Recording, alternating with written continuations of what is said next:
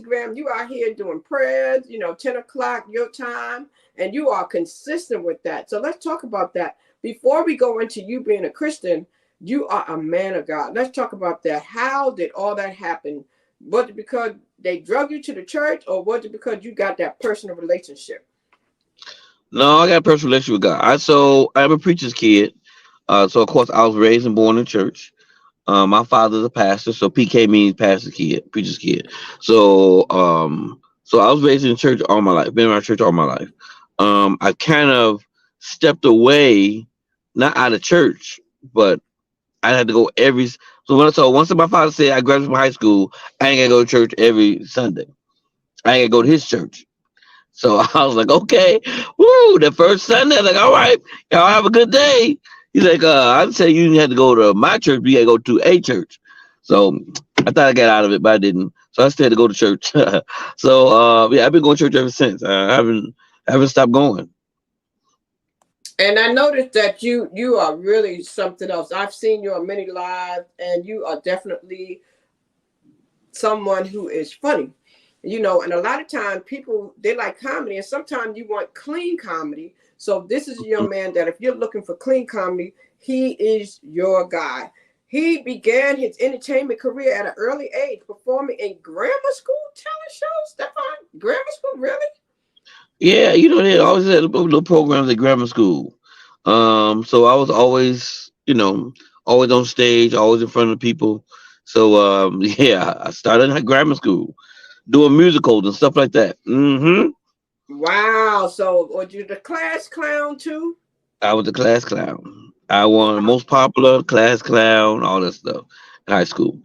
Most popular, that was my whole thing. Yep. And then you wind up getting a scholarship for theater. So do you act when you're on stage too? I mean, are you a character on stage outside of making people laugh? Do you have some drama in there too?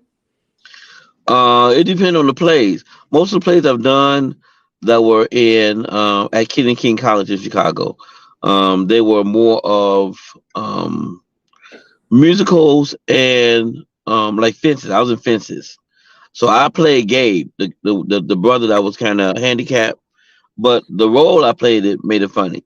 So everything I did, whatever role they gave me, it was always like comedic role in it.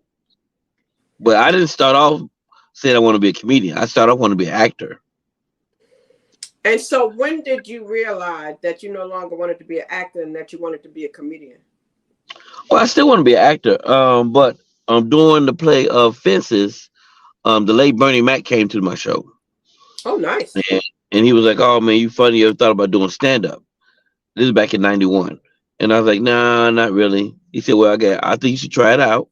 I have two shows back then. It was one was called Spices, and the other was called the Cotton Club. Cotton Club was more of elite people come in, the Bulls players come in, Michael Jordan, all them come in, all the elite people came to the Cotton Club. Spice is more of like an open mic type of thing on a Sunday night. So he told me to start off coming on Sunday and build up, and then whenever I want to come to the Cotton Club, I can come to try it out. So I did Sunday night, and then I said, forget Sunday night. I want to do the Cotton Club because I'm grown like everybody else. And so I came in there, and at the time, the Bulls players came in there. Michael Jordan came in, and and Scottie Pippen, Wow. and I That's talked about it. amazing. That's amazing. So you did comedy for Michael Jordan, Scottie Pippen, and Bernie Mac? Yeah, That's really cool. yeah. A lot of guys you see now that's from Chicago: Deion Cole, Corey Holcomb, D. Ray, Lil Rel.